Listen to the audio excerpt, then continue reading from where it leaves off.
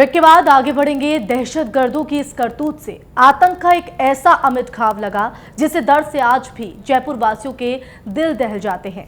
अपनों को खोने वाले परिजनों की दर्द से आज भी सिकसियां छूट जाती हैं। किसी ने अपने बेटा खोया तो किसी ने अपना पति, तो कई मासूम के सिर से माँ बाप का साया उठ गया। इन धमाकों में सिर्फ इंसान ही नहीं, इंसानियत भी पूरी तरह से जख्मी हुई।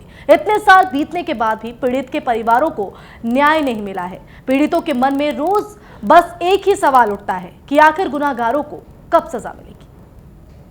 ताबी नगरी के सिलसिलेवार बम ब्लास्ट कांड ने किसी के घर का चिराग खो गया तो किसी के माथे का सुहाग छिन गया।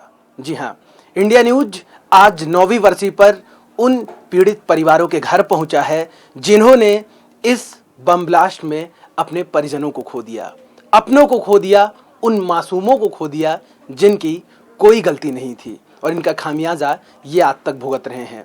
और बस इनके मन में सिर्फ इतनी सी टीस है कि शहर के गुनाहगारों को सजा आखिर कब मिलेगी। हम उनके घर पे मौजूद हैं, आप देख सकते हैं तस्वीरों में, सीधी तस्वीरें कि किस प्रकार से आज उनकी श्रद्धांजलि अर्पित किया जा रहा है। इनके पिताजी खो गए थे इस सिलसिलेवार बम ब्लास्ट में और इनके भाई खो गए थे। पिताजी जिनका नाम राम प्रसाद जी है, वो इसी सिलसिलेवार बम ब्लास्ट में खो गए थे। ये एक फूल लगाने वाला परिवार है, यहीं मंदिर के समीप इनकी सबसे पहले फूल की दुकान है और ये यहीं पे फूल बेचते थे। इसी दौरान इनके पिताजी की इस हादसे में मौत हो गई थी। हमारे साथ परिवार जुड़ा हुआ है, हम इनसे बातचीत करेंगे। इनकी उस धमाके में मौत हो गई, बेहद दुखद और बेकसूर मौत थी। अब इनके जो आरोपी हैं, जो बम ब्लास्ट के आरोपी हैं, कई ऐसे आरोपी हैं जो अभी तक पकड़ में नहीं आए हैं। आप इस पे क्या कहेंगी और उस वक्त का क्या मंजर था? देखो, मैं तो घर पे थी। मेरे को तो शाम को पता चला भाई ये बात हुई है। 7 बजे का टाइम था ये।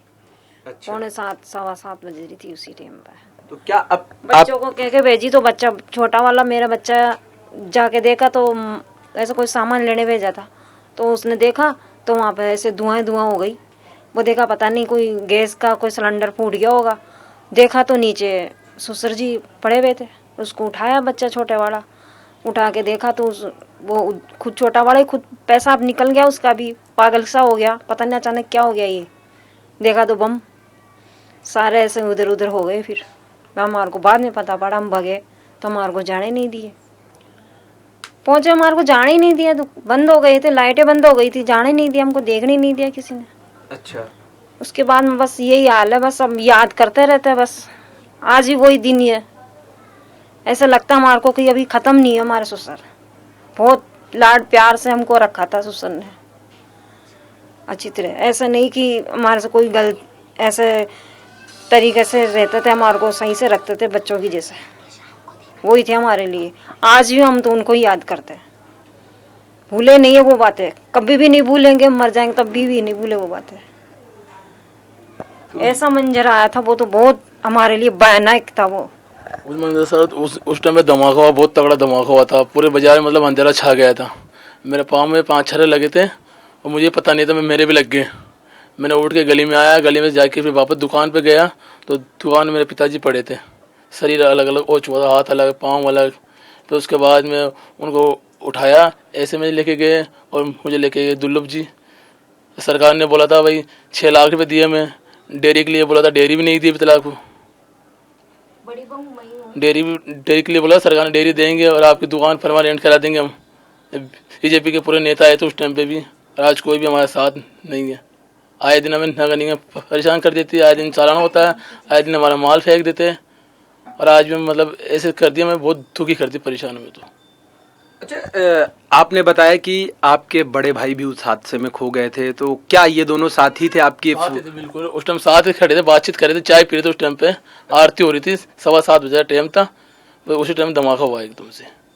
और आप उस वक्त कहाँ थे जब ये हादसा हो रहा था? मैं दुकान में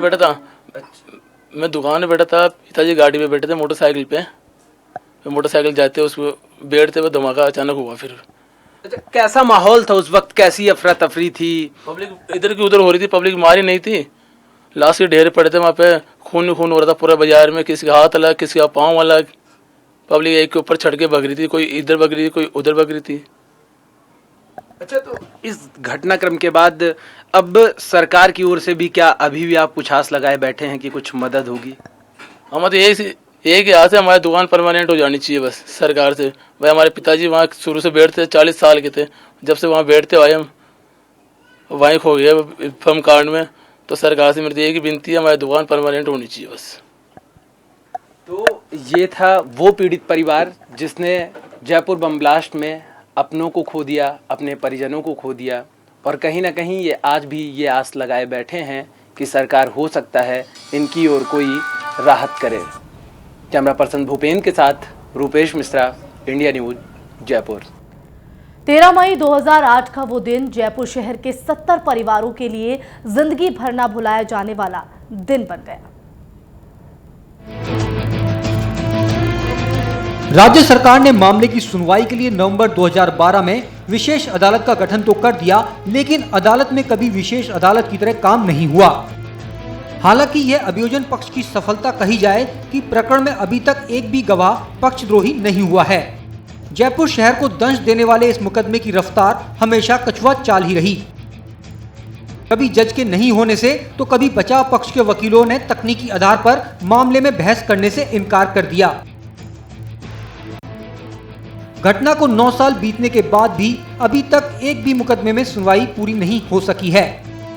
घटना को लेकर अलग अलग थानों में कुल 8 एफआईआर दर्ज हुई हैं।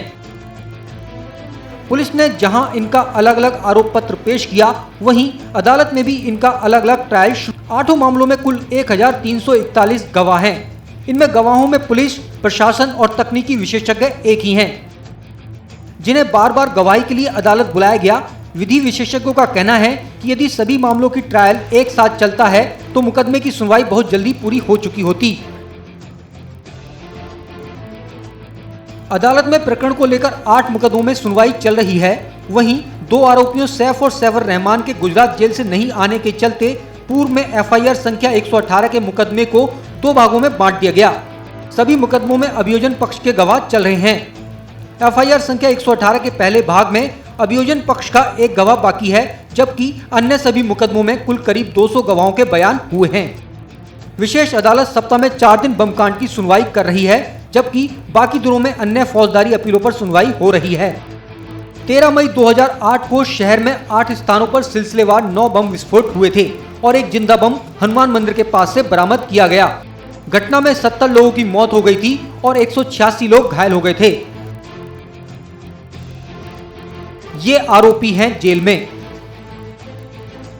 प्रकरण में शाहबाज हुसैन, सरवर, सलमान, सैफ और सैफुर रहमान को गिरफ्तार किया जा चुका है और सभी फिलहाल जेल में बंद हैं। ये हैं फरार आरिज, शादाब, साजिद बड़ा और मोहम्मद खालिद। इनकी हो चुकी है मौत। आतिफ और छोटा साजिद 19 सितंबर 2008 को पुलिस मुठभेड़ में बाटला हाउस में मारे जा चुके हैं। अदालत में मामले की नियमित सुनवाई चल रही है। पुलिस की ओर से बड़ी संख्या में गवाह बनाने के कारण मुकदमे का ट्रायल पूरा नहीं होने में समय लग रहा है। हालांकि अभी तक एक भी गवाह पक्षद्रोही नहीं हुआ है। कानून के जानकारों की माने तो अभी ट्रायल को पूरा होने में करीब 3 साल लग सकते हैं। Bureau report, India news, Rajasthan.